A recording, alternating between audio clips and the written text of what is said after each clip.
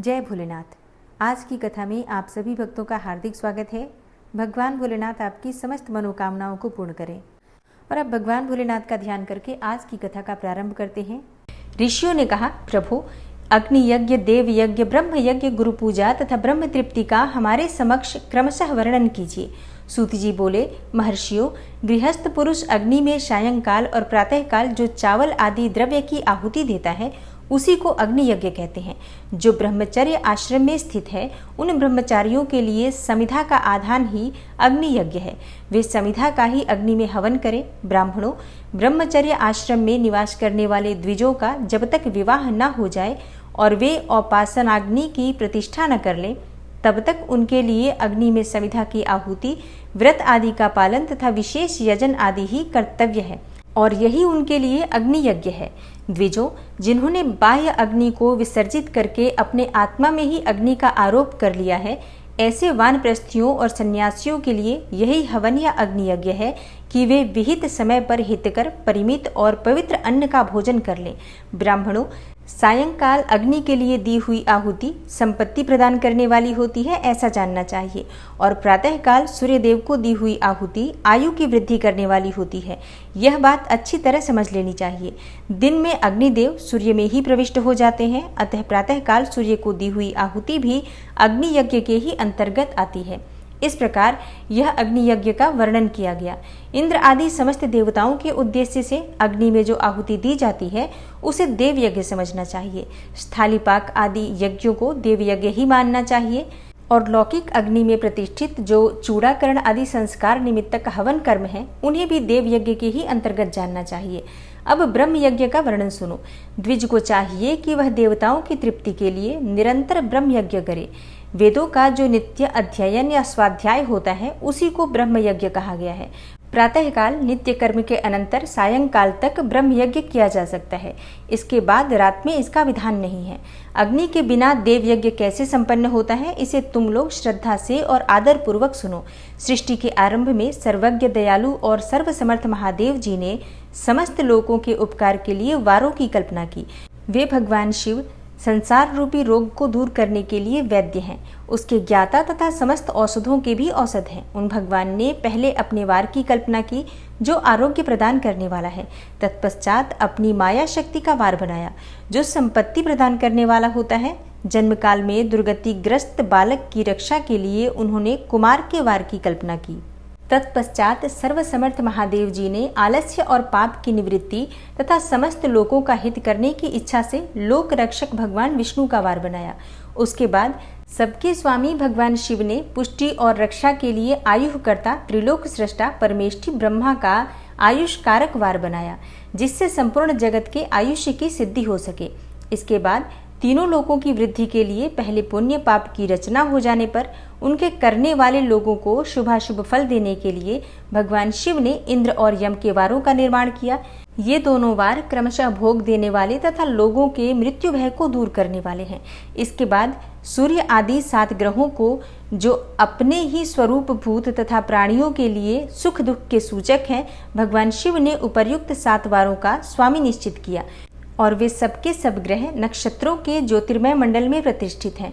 शिव के वार या दिन के स्वामी सूर्य हैं, शक्ति संबंधी वार के स्वामी सोम हैं, कुमार संबंधी दिन के अधिपति मंगल हैं, विष्णु वार के स्वामी बुध हैं, ब्रह्मा जी के वार के अधिपति बृहस्पति हैं, इंद्र वार के स्वामी शुक्र और यम वार के स्वामी शनिश्चर हैं।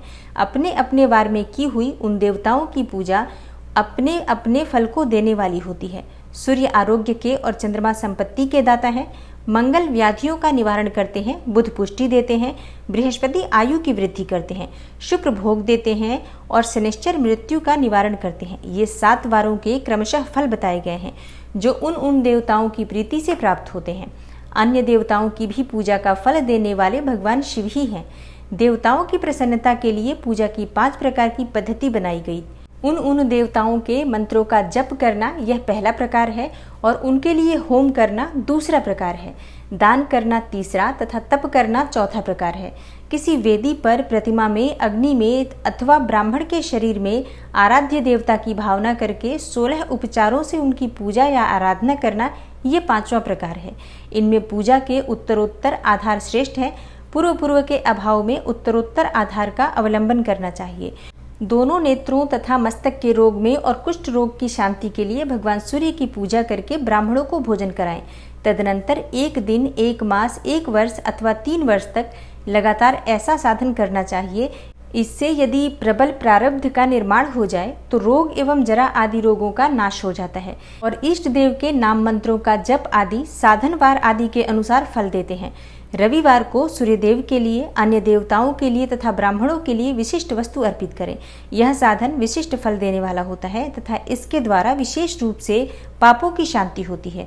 सोमवार को विद्वान पुरुष संपत्ति की प्राप्ति के लिए लक्ष्मी आदि की पूजा करे तथा सपत्नीक ब्राह्मण को घृतपक्व अन्न का भोजन कराए, यानी कि शुद्ध घी में बना हुआ भोजन कराए। और मंगलवार को रोगों की शांति के लिए काली आदि की पूजा करे तथा उड़द, मूंग एवं अरहर की दाल आदि से युक्त अन्न ब्राह्मणों को भोजन कराएं। बुधवार को विद्वान पुरुष दधि युक्त अन्न से भगवान विष्णु का पूजन करें। ऐसा करने से सदा पुत्र, मित्र और कलत्र आदि की पुष्टि होती है। जो दीर्घायु होने की इच्छा रखता है वह गुरुवार को देवताओं की पुष्टि के लिए वस्त्र, यज्ञोपवीत तथा घृत मिश्रित खीर से यजन पूजन करे। भोगों की प्राप्ति के लिए शुक्रवार को एकाग्रचित्त होकर देवताओं का पूजन करें और ब्राह्मणों की तृप्ति के लिए षड्रस युक्त अन्न दें। इसी प्रकार स्त्रियों की प्रसन्नता के लिए सुंदर वस्त्र आदि का विधान करें। शनैश्चर अपमृत्यु का निवारण करने वाला है। उस दिन बुद्धिमान पुरुष रुद्र आदि की पूजा करें और तिल के होम से और दान से देवताओं को संतुष्ट करके ब्राह्मणों को तिल मिश्रित अन्न भोजन कराएं। जो इस तरह देवताओं की पूजा करेगा वह आरोग्य आदि फल का भागी होगा। देवताओं के नित्य पूजन, विशेष पूजन, स्नान, दान, जप, होम तथा ब्राह्मण तर्पण आदि में एवं रवि आदि वारों में विशेष तिथि और नक्षत्रों का योग प्राप्त होने पर विभिन्न देवताओं के पूजन में सर्वज्ञ जगदीश्वर भगवान शिव ही उन देवताओं के रूप में पूजित हो सब लोगों को आरोग्य आदि फल प्रदान करते हैं। देश, काल, पात्र, द्रव्य, श्रद्धा एवं लोक के अनुसार उनके तारतम्य क्रम का ध्यान रखते हुए महादेव जी आराधना करने वाले लोगों को आरोग्य आदि फल देते हैं। शुभ यानी मांगलिक कर्म के आरंभ में और अशुभ यानी अंत्येष्टि आदि कर्म के अंत में तथा जन्म नक्षत्रों के आने पर गृहस्थ पुरुष अपने घर में आरोग्य आदि की समृद्धि के लिए सूर्य आदि ग्रहों का पूजन करे। इससे सिद्ध है कि देवताओं का यजन संपूर्ण अभिष्ट वस्तुओं को देने वाला है। ब्राह्मणों का देव यजन कर्म वैदिक मंत्रों के साथ होना चाहिए। यहाँ ब्राह्मण शब्द क्षत्रिय और वैश्य का भी उपलक्षण है। शूद्र आदि दूसरों का देव यज्ञ तांत्रिक विधि से होना चाहिए। शुभ फल की इच्छा रखने वाले मनुष्यों को 7 ही दिन अपनी शक्ति के अनुसार सदा देव पूजन करना चाहिए। निर्धन मनुष्य तपस्या यानी व्रत आदि के कष्ट सहन द्वारा और धनी धन के द्वारा देवताओं की आराधना करे। वह बार बार श्रद्धा पूर्वक इस तरह के धर्म का अनुष्ठान करता है और बारंबार पुण्य लोकों में नाना प्रकार के फल भोग कर पुनः इस पृथ्वी पर जन्म ग्रहण करता है। धनवान पुरुष सदा भोग सिद्धि के लिए मार्ग में वृक्ष आदि लगाकर लोगों के लिए छाया की व्यवस्था करे। जलाशय, कुआं, बावड़ी और पोखरे बनवाए। वेद शास्त्रों की प्रतिष्ठा के लिए पाठशाला का निर्माण करे तथा अन्यान्य प्रकार से भी धर्म का संग्रह करता रहे। धनी को यह सब कार्य सदा ही करते रहना चाहिए। समयानुसार पुण्य कर्मों के परिपाक से अंतःकरण शुद्ध होने पर ज्ञान की सिद्धि हो जाती है। द्विजों, जो इस अध्याय को सुनता, पढ़ता अथवा सुनने की व्यवस्था करता है उसे देव यज्ञ का फल प्राप्त होता है। तब ऋषियों ने कहा, समस्त पदार्थों के ज्ञाताओं में श्रेष्ठ सूत जी, अब आप क्रमशः देश, काल आदि का वर्णन करें। सूत जी बोले, महर्षियों, देव यज्ञ आदि कर्मों में अपना शुद्ध गृह समान फल देने वाला होता है। अर्थात अपने घर में किए हुए देव यज्ञ आदि शास्त्रोक्त फल को सम मात्रा में देने वाले होते हैं और गौशाला का स्थान घर की अपेक्षा 10 गुना फल देता है। जलाशय का तट उससे भी 10 गुना महत्व रखता है तथा जहाँ बेल, तुलसी एवं पीपल वृक्ष का मूल निकट हो वह स्थान जलाशय के तट से भी 10 गुना अधिक फल देने वाला होता है। देवालय को उससे भी 10 गुने महत्व का स्थान जानना चाहिए और देवालय से भी 10 गुना महत्व रखता है तीर्थ भूमि का तट और उससे भी 10 गुना श्रेष्ठ है नदी का किनारा। उससे 10 गुना उत्कृष्ट है तीर्थ नदी का तट और उससे भी 10 गुना महत्व रखता है सप्तगंगा नामक नदियों का तीर्थ। गंगा, गोदावरी, कावेरी, ताम्रपर्णी, सिंधु, सरयू और नर्मदा, इन 7 नदियों को सप्तगंगा कहा गया है। समुद्र के तट का स्थान इससे भी 10 गुना पवित्र माना गया है और पर्वत के शिखर का प्रदेश समुद्र तट से भी 10 गुना पावन है। और सबसे अधिक महत्व का वह स्थान जानना चाहिए जहाँ मन लग जाए। यहाँ तक देश का वर्णन हुआ। अब काल का तारतम्य बताया जाता है। सत्य युग में यज्ञ, दान और कर्म पूर्ण फल देने वाले होते हैं, ऐसा जानना चाहिए। और त्रेता युग में उसका 3/4 फल मिलता है। द्वापर में सदा आधे ही फल की प्राप्ति कही गई है और कलयुग में 1/4 ही फल की प्राप्ति समझनी चाहिए। और आधा कलयुग बीतने पर उस 1/4 फल में से भी 1/4 कम हो जाता है। शुद्ध अंतःकरण वाले पुरुष को शुद्ध एवं पवित्र दिन समफल देने वाला होता है। ये विद्वान ब्राह्मणों, सूर्य संक्रांति के दिन किया हुआ सत्कर्म पूर्वोक्त शुद्ध दिन की अपेक्षा 10 गुना अधिक फल देने वाला होता है, यह जानना चाहिए। और उससे भी 10 गुना अधिक महत्व उस कर्म का है जो विषुव नामक योग में किया जाता है। दक्षिणायन आरंभ होने के दिन अर्थात कर्क की संक्रांति में किए हुए पुण्य कर्म का महत्व विषुव से भी 10 गुना अधिक माना गया है। उससे भी 10 गुना मकर संक्रांति में और उससे भी 10 गुना चंद्र ग्रहण में किए हुए पुण्य का महत्व है। सूर्य ग्रहण का सबसे उत्तम महत्व है। सूर्य ग्रहण में किए गए पुण्य कर्म का फल चंद्र ग्रहण से भी अधिक और पूर्ण मात्रा में होता है। इस बात को विज्ञ पुरुष जानते हैं। जगत रूपी सूर्य का राहु रूपी विष से संयोग होता है, इसलिए सूर्य ग्रहण का समय रोग प्रदान करने वाला होता है। अतः उस विष की शांति के लिए उस समय स्नान, दान और जप करें। वह काल विष की शांति के लिए उपयोगी होने के कारण पुण्यप्रद माना गया है। जन्म नक्षत्र के दिन तथा व्रत की पूर्ति के दिन का समय सूर्य ग्रहण के समान ही समझा जाता है, परंतु महापुरुषों के संग का काल करोड़ों सूर्य ग्रहण के समान पावन है, ऐसा ज्ञानी पुरुष जानते और मानते हैं। तपोनिष्ठ योगी और ज्ञानविष्ट यति ये पूजा के पात्र हैं, क्योंकि ये पापों के नाश में कारण होते हैं। जिसने 24 लाख गायत्री का जप कर लिया हो वह ब्राह्मण भी पूजा का उत्तम पात्र है। वह संपूर्ण फलों और भोगों को देने में समर्थ है। जो पतन से त्राण करता अर्थात नरक में गिरने से बचाता है, उसके लिए इसी गुण के कारण शास्त्र में पात्र शब्द का प्रयोग होता है। वह दाता का पातक से त्राण करने के कारण पात्र कहलाता है। गायत्री अपने गायक का पतन से त्राण करती है, इसलिए वह गायत्री कहलाती है। जैसे इस लोक में जो धनहीन है वह दूसरों को धन नहीं देता, जो यहाँ धनवान है वही दूसरों को धन दे सकता है, उसी तरह जो स्वयं शुद्ध और पवित्रात्मा है वही दूसरे मनुष्यों का त्राण या उद्धार कर सकता है। जो गायत्री का जप करके शुद्ध हो गया हो वही शुद्ध ब्राह्मण कहलाता है। इसलिए दान, जप, होम और पूजा सभी कर्मों के लिए वही शुद्ध पात्र है और ऐसा ब्राह्मण ही दान तथा रक्षा करने की पात्रता रखता है। स्त्री हो या पुरुष, जो भी भूखा हो वही अन्नदान का पात्र है। जिसको जिस वस्तु की इच्छा हो उसे वह वस्तु बिना मांगे ही दे दी जाए तो दाता को उस दान का पूरा पूरा फल प्राप्त होता है। ऐसी महर्षियों की मान्यता है।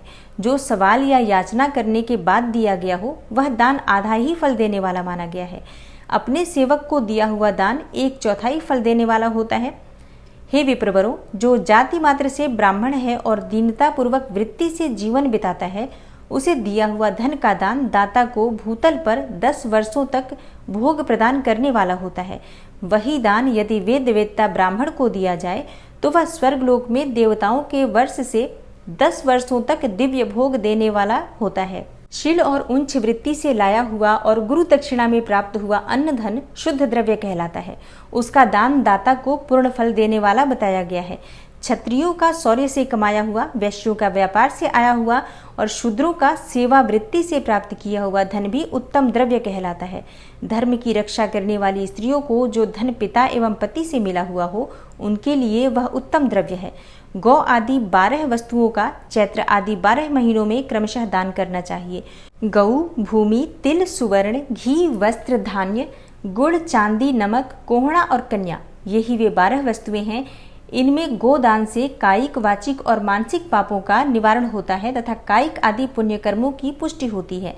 ब्राह्मणों, भूमि का दान इहलोक और परलोक में प्रतिष्ठा यानी कि आश्रय की प्राप्ति कराने वाला होता है। तिल का दान बलवर्धक एवं मृत्यु का निवारक होता है। सुवर्ण का दान जठराग्नि को बढ़ाने वाला तथा वीर्यदायक होता है। घी का दान पुष्टिकारक होता है। वस्त्र का दान आयु की वृद्धि कराने वाला होता है, ऐसा जानना चाहिए। धान्य का दान अन्न धन की समृद्धि में कारण होता है। गुड़ का दान मधुर भोजन की प्राप्ति कराने वाला होता है और चांदी के दान से वीर्य की वृद्धि होती है। लवण का दान करने से षड्रस भोजन की प्राप्ति होती है। सब प्रकार का दान सारी समृद्धि की सिद्धि के लिए होता है। विज्ञ पुरुष कुष्मांड के दान को पुष्टिदायक मानते हैं। कन्या का दान आजीवन भोग देने वाला माना गया है। ब्राह्मणों वह लोक और परलोक में भी संपूर्ण भोगों की प्राप्ति कराने वाला होता है। विद्वान पुरुष को चाहिए कि जिन वस्तुओं से श्रवण आदि इंद्रियों की तृप्ति होती है उनका सदा दान करे। श्रोत्र आदि 10 इंद्रियों के जो शब्द आदि 10 विषय हैं उनका दान किया जाए तो वे भोगों की प्राप्ति कराते हैं तथा दिशा आदि इंद्रिय देवताओं को संतुष्ट करते हैं। वेद और शास्त्रों को गुरुमुख से ग्रहण करके गुरु के उपदेश से अथवा स्वयं ही बोध प्राप्त करने के पश्चात जो बुद्धि का यह निश्चय होता है कि कर्मों का फल अवश्य मिलता है, इसी को उच्च कोटि की आस्तिकता यानी कि धर्म में विश्वास करना कहा जाता है।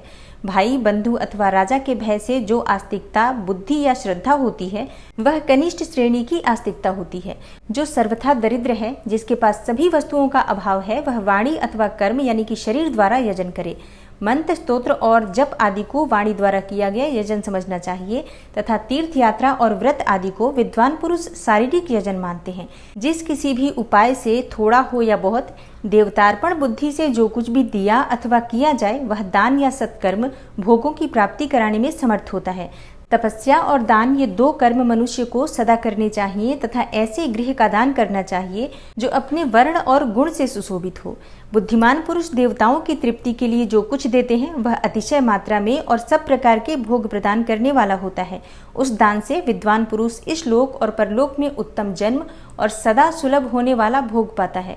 ईश्वरार्पण बुद्धि से ज्ञान दान आदि कर्म करके मनुष्य मोक्ष फल का भागी होता है। तब ऋषि बोले, हे प्रभु महामुने, आप हमारे लिए क्रमशः षडलिंग स्वरूप प्रणव का महात्म्य तथा शिव भक्त के पूजन का प्रकार बताइए। सूत जी ने कहा, महर्षियों, आप लोग तपस्या के धनी हैं। आपने यह बड़ा सुंदर प्रश्न उपस्थित किया है, किंतु इसका ठीक ठीक उत्तर महादेव जी ही जानते हैं, दूसरा कोई नहीं। तथापि भगवान शिव की कृपा से ही मैं इस विषय का वर्णन करूंगा। वे भगवान शिव हमारी और आप लोगों की रक्षा का भारी भार बारंबार स्वयं ही ग्रहण करें। प्र नाम है प्रकृति से उत्पन्न संसार रूपी महासागर का। प्रणव इसे पार करने के लिए दूसरी नव यानी कि नाव है, इसलिए इस ओंकार को प्रणव की संज्ञा देते हैं। ओंकार अपने जप करने वाले साधकों से कहता है, प्र यानी कि प्रपंच, न यानी कि नहीं है, व यानी कि तुम लोगों के लिए। अतः इस भाव को लेकर भी ज्ञानी पुरुष ओम को प्रणव नाम से जानते हैं। और इसका दूसरा भाव इस प्रकार से है, प्र यानी कि प्रकर्षेण, न यानी कि नयेत, वह यानी कि युष्मान मोक्षम इति वा प्रणवः, अर्थात यह तुम सब उपासकों को बलपूर्वक मोक्ष तक पहुंचा देगा। इस अभिप्राय से भी इसे ऋषिमुनि प्रणव कहते हैं। अपना जप करने वाले योगियों के तथा अपने मंत्र की पूजा करने वाले उपासक के समस्त कर्मों का नाश करके यह दिव्य नूतन ज्ञान देता है, इसलिए भी इसका नाम प्रणव है। और उन माया रहित महेश्वर को ही नव अर्थात नूतन कहते हैं। वे परमात्मा प्रकृष्ट रूप से नव अर्थात शुद्ध स्वरूप हैं, इसलिए प्रणव कहलाते हैं। प्रणव साधक को नव अर्थात नवीन शिव स्वरूप कर देता है, इसलिए भी विद्वान पुरुष इसे प्रणव के नाम से जानते हैं। अथवा प्रकृष्ट रूप से नव दिव्य परमात्म ज्ञान प्रकट करता है, इसलिए यह प्रणव है। जो सत्य अहिंसा आदि धर्मों से युक्त हो भगवान शिव के पूजन में तत्पर रहते हैं, वे काल चक्र को पार कर जाते हैं। और काल चक्रेश्वर की सीमा तक जो विराट महेश्वर लोक बताया गया है, उससे ऊपर वृषभ के आकार में धर्म की स्थिति है। वह ब्रह्मचर्य का मूर्तिमान रूप है। उसके सत्य, शौच, अहिंसा और दया ये 4 पाद यानी कि 4 पैर हैं। वह साक्षात शिवलोक के द्वार पर खड़ा है। क्षमा उसके सींग है, शम कान है और वह वेद ध्वनि रूपी शब्द से विभूषित है। आस्तिकता उसके दोनों नेत्र हैं। विश्वास ही उसकी श्रेष्ठ बुद्धि एवं मन है। क्रिया आदि धर्म रूपी जो वृषभ है वे कारण आदि में स्थित है और उस क्रिया रूप वृषभाकार धर्म पर कालातीत शिव आरूढ़ होते हैं। ब्रह्मा, विष्णु और महेश्वर की जो अपनी अपनी आयु है उसी को दिन कहते हैं। जहाँ धर्म रूपी वृषभ की स्थिति है उससे ऊपर न दिन है न रात्रि, और वहाँ जन्म मरण आदि भी नहीं है।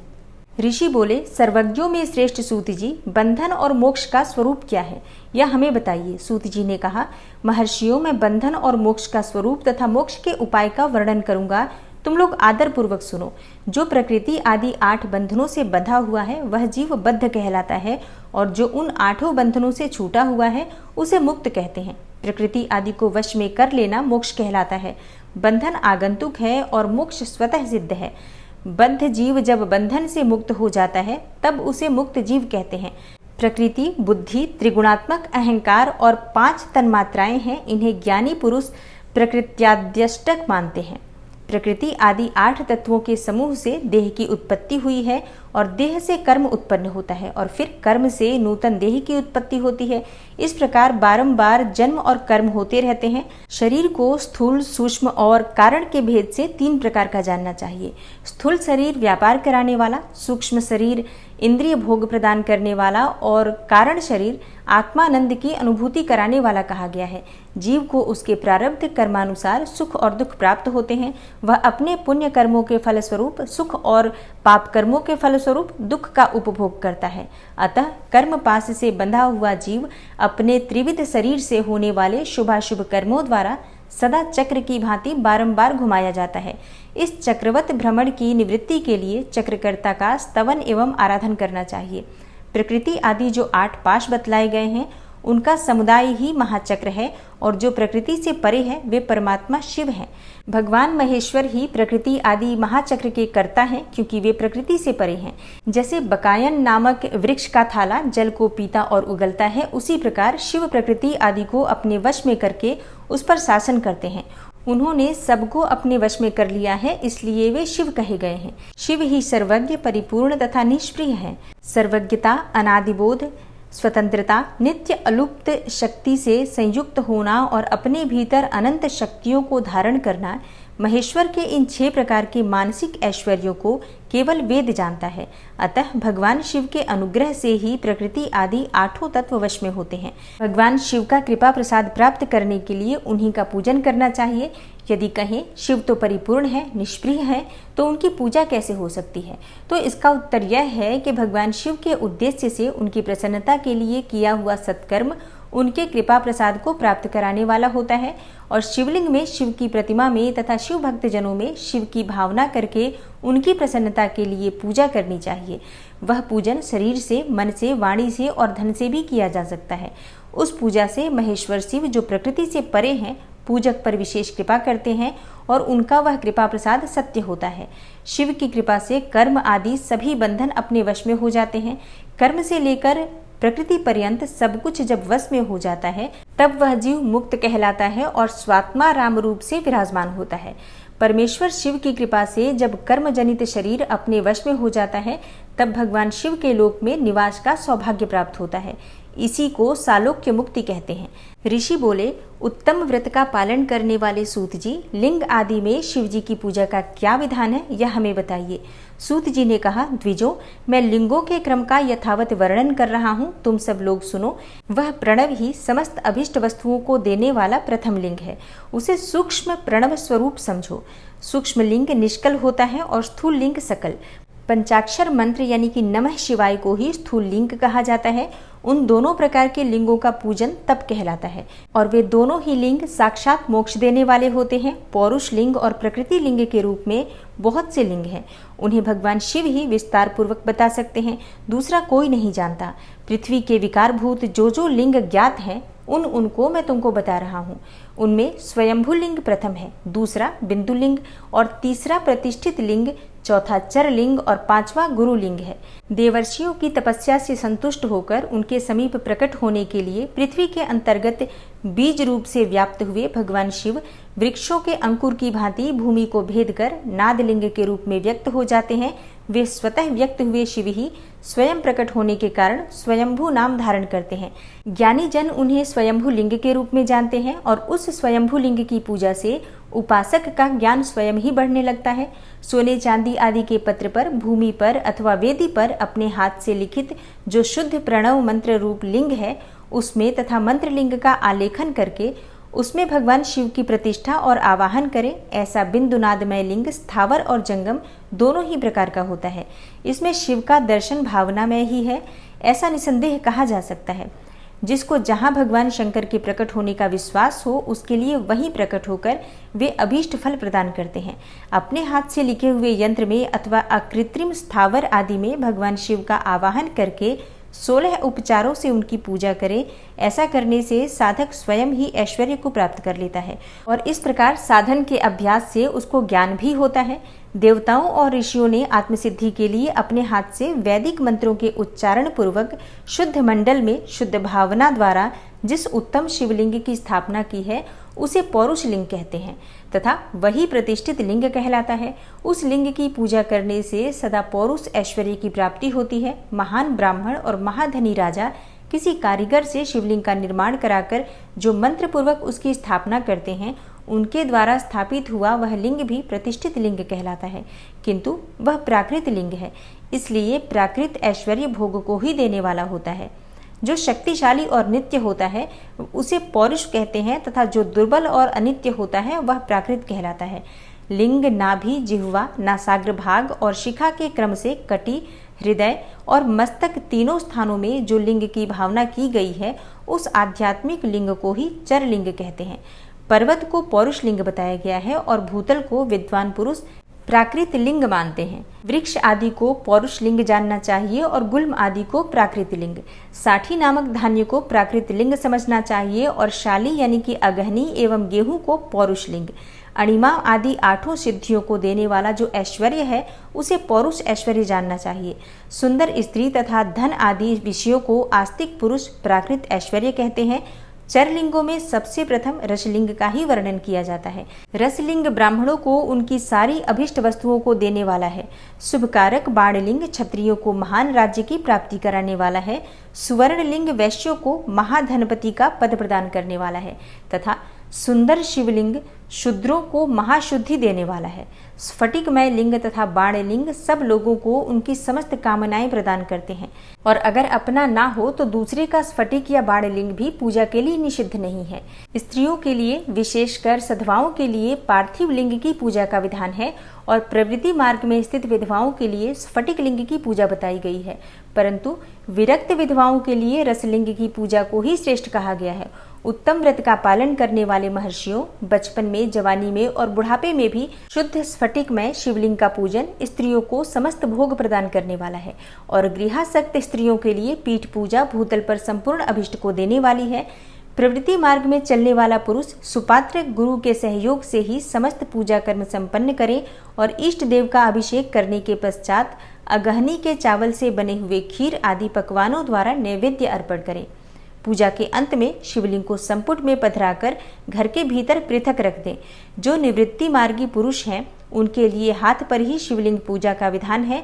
उन्हें भिक्षा आदि से प्राप्त हुए अपने भोजन को ही नैवेद्य रूप में निवेदित करना चाहिए और निवृत्त पुरुषों के लिए सूक्ष्म लिंग ही श्रेष्ठ बताया जाता है।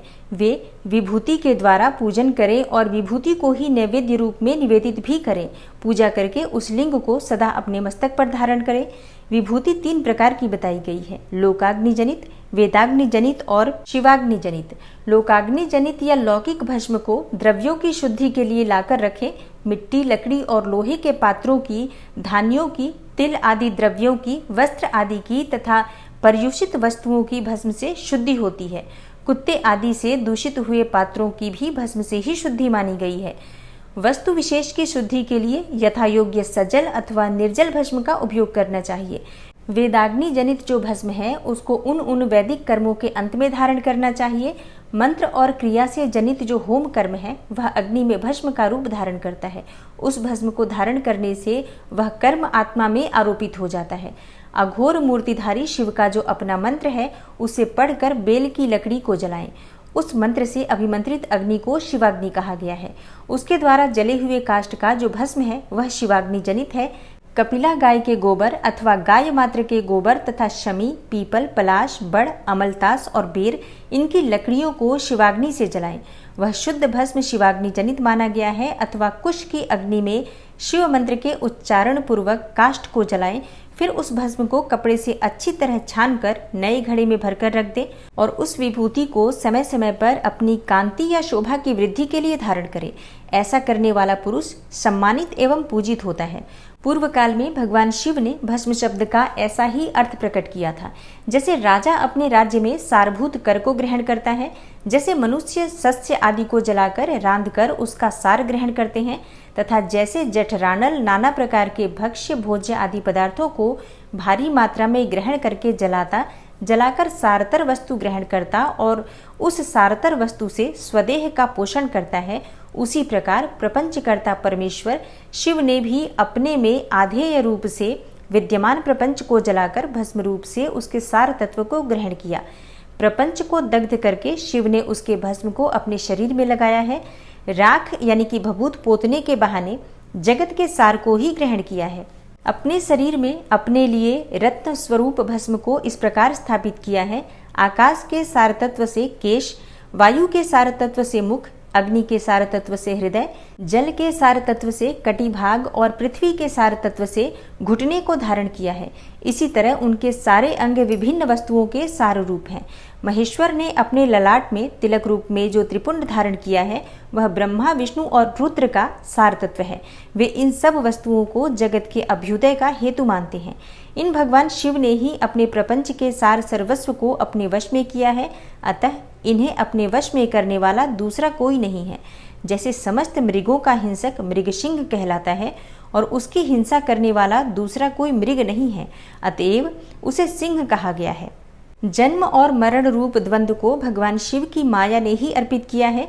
जो इन दोनों को शिव की माया को ही अर्पित कर देता है वह फिर शरीर के बंधन में नहीं पड़ता।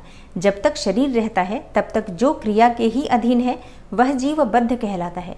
स्थूल, सूक्ष्म और कारण तीनों शरीरों को वश में कर लेने पर जीव का मोक्ष हो जाता है, ऐसा ज्ञानी पुरुषों का कथन है। माया चक्र के निर्माता भगवान शिव ही परम कारण है और वे अपनी माया के दिए हुए द्वंद्व का स्वयं ही परिमार्जन करते हैं। अतः शिव के द्वारा कल्पित हुआ द्वंद्व उन्हीं को समर्पित कर देना चाहिए। जो शिव की पूजा में तत्पर हो वह मौन रहे, सत्य आदि गुणों से संयुक्त हो तथा क्रिया, जप, तप, ज्ञान और ध्यान में से एक एक का अनुष्ठान करता रहे। ऐश्वर्य, दिव्य शरीर की प्राप्ति, ज्ञान का उदय, अज्ञान का निवारण और भगवान शिव के सामीप्य का लाभ, ये क्रमशः क्रिया आदि के फल हैं। निष्काम कर्म करने से अज्ञान का निवारण हो जाने के कारण शिव भक्त पुरुष उसके यथोक्त फल को पाता है। शिव भक्त पुरुष देश, काल, शरीर और धन के अनुसार यथा योग्य क्रिया आदि का अनुष्ठान करे। न्यायोपार्जित उत्तम धन से निर्वाह करते हुए विद्वान पुरुष शिव के स्थान में निवास करें। जीव हिंसा आदि से रहित और अत्यंत क्लेश शून्य जीवन बिताते हुए पंचाक्षर मंत्र के जप से अभिमंत्रित अन्न और जल को सुख स्वरूप माना गया है। अथवा कहते हैं कि दरिद्र पुरुष के लिए भिक्षा से प्राप्त हुआ अन्न ज्ञान देने वाला होता है। शिव भक्त को भिक्षान्न प्राप्त हो तो वह शिव भक्ति को बढ़ाता है। शिव योगी पुरुष भिक्षान्न को शंभु सत्र कहते हैं।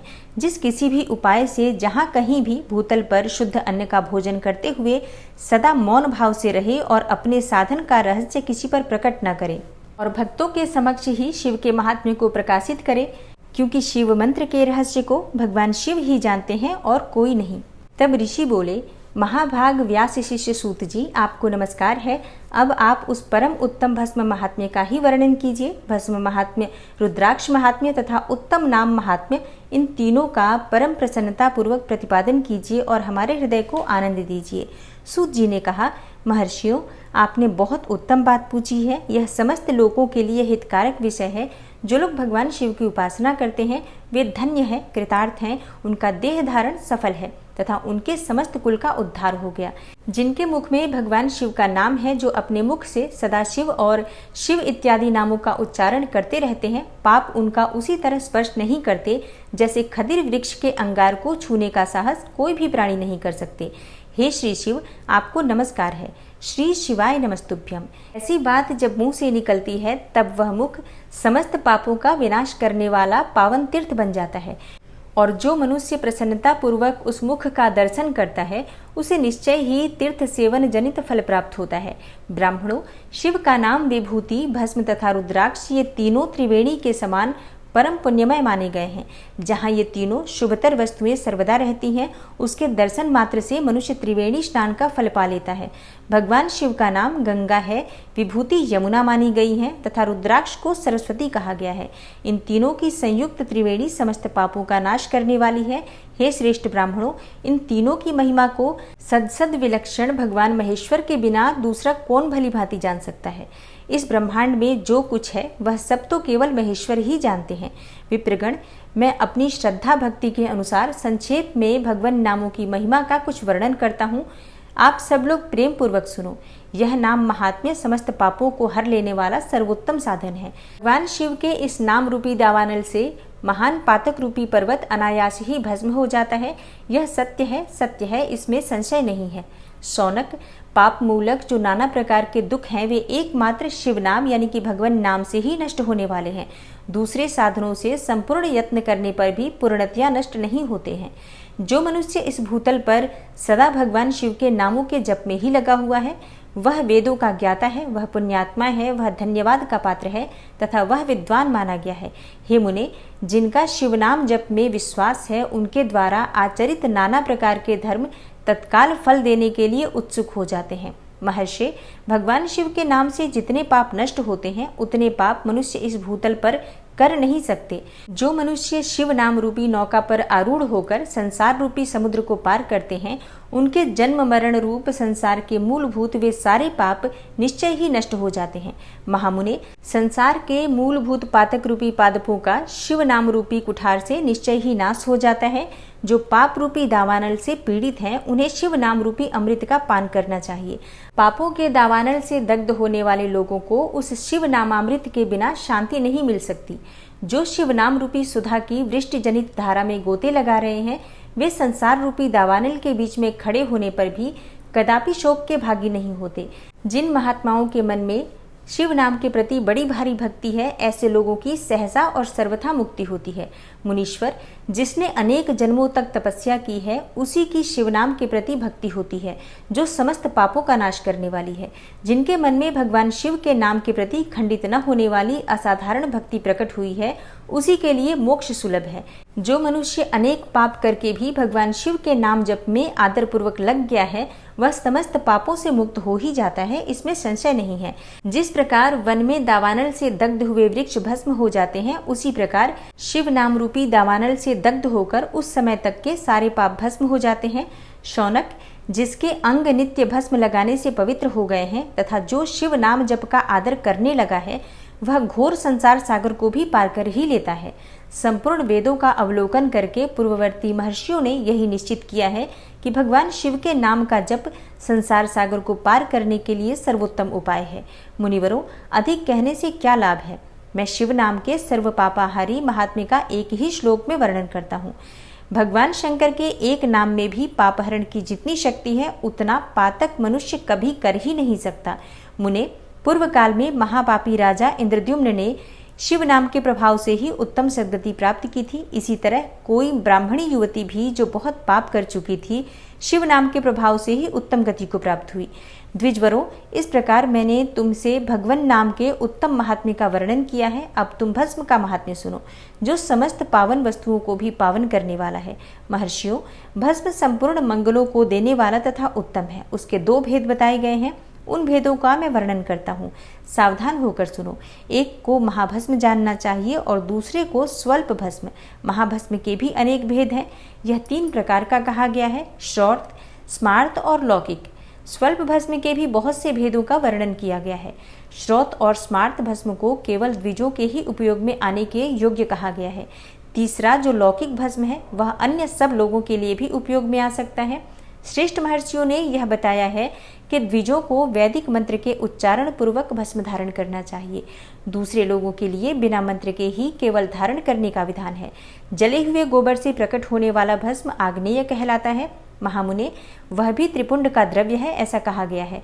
अग्निहोत्र से उत्पन्न हुए भस्म को भी मनीषी पुरुषों को संग्रह करना चाहिए। अन्य यज्ञ से प्रकट हुआ भस्म भी त्रिपुंड धारण करने के काम में आ सकता है। जाबालोपनिषद में आए हुए अग्नि इत्यादि 7 मंत्रों द्वारा जल मिश्रित भस्म से धूलन यानी कि विभिन्न अंगों में मर्दन या लेपन करना चाहिए। महर्षि जाबालिन ने सभी वर्णों और आश्रमों के लिए मंत्र से या बिना मंत्र के भी आदर पूर्वक भस्म से त्रिपुंड लगाने की आवश्यकता बताई है। समस्त अंगों में सजल भस्म को मलना अथवा विभिन्न अंगों में तिरछा त्रिपुंड लगाना, इन कार्यों को मोक्षार्थी पुरुष प्रमाद से भी न छोड़े, ऐसा श्रुति का आदेश है। भगवान शिव और विष्णु ने भी तिर्यक त्रिपुंड धारण किया है। अन्य देवियों सहित भगवती उमा और लक्ष्मी देवी ने भी वाणी द्वारा इसकी प्रशंसा की है।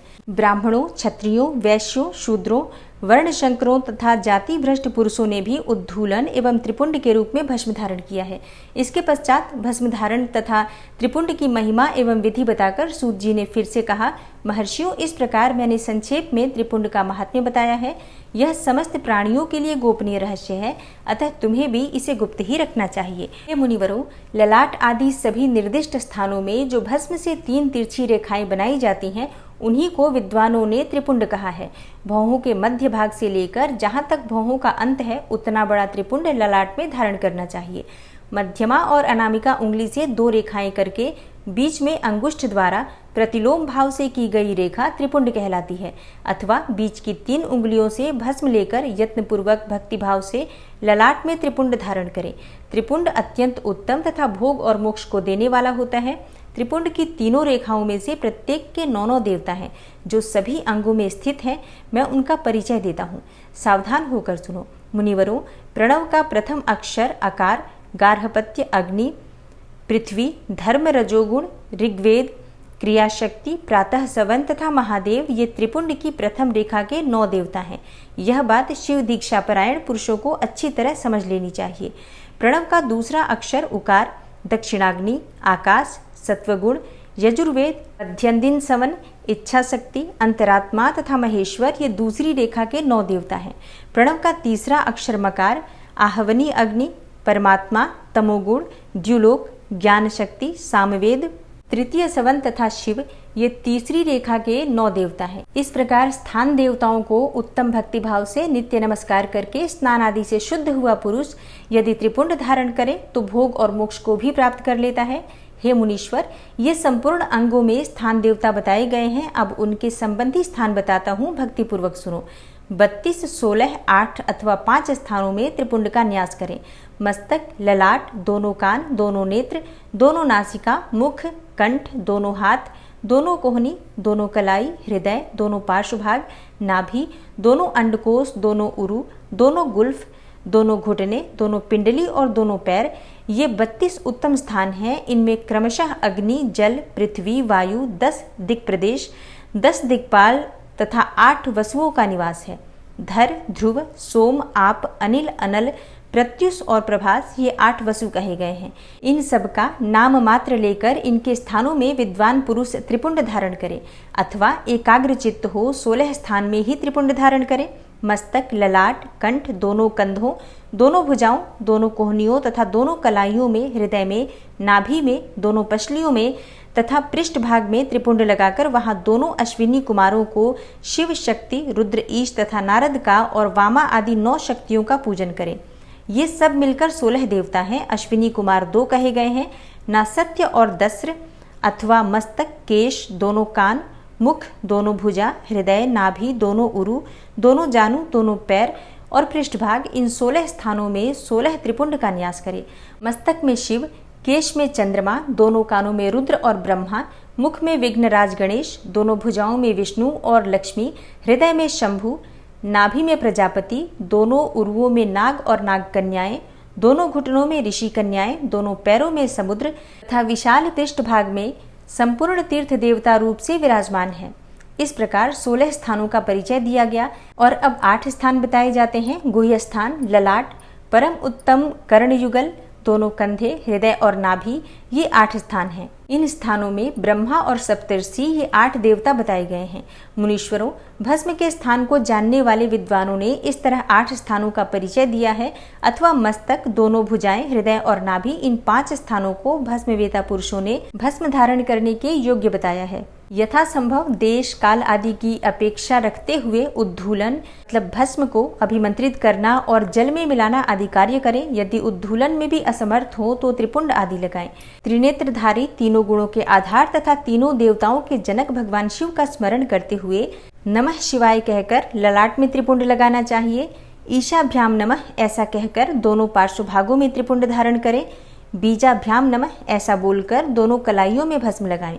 पितृभ्याम नमः कहकर नीचे के अंग में, उमेशाभ्याम नमः कहकर ऊपर के अंग में तथा भीमाय नमः कहकर पीठ में और सिर के पिछले भाग में त्रिपुंड लगाना चाहिए। जय भोलेनाथ। आज की कथा का यहीं पर समापन करती हूँ। इसके आगे का अध्याय आप सुनेंगे कल की कथा में। वीडियो पसंद आई हो तो वीडियो को लाइक कीजिए, शेयर कीजिए और चैनल पर पहली बार आए हैं तो सब्सक्राइब करके बेल आइकन को ज़रूर प्रेस कर लीजिए ताकि आने वाली सभी वीडियोज़ की नोटिफिकेशन आपको सही समय पर प्राप्त हो। मिलती हूँ मैं आपसे अगली वीडियो में, तब तक के लिए जय श्री राधे।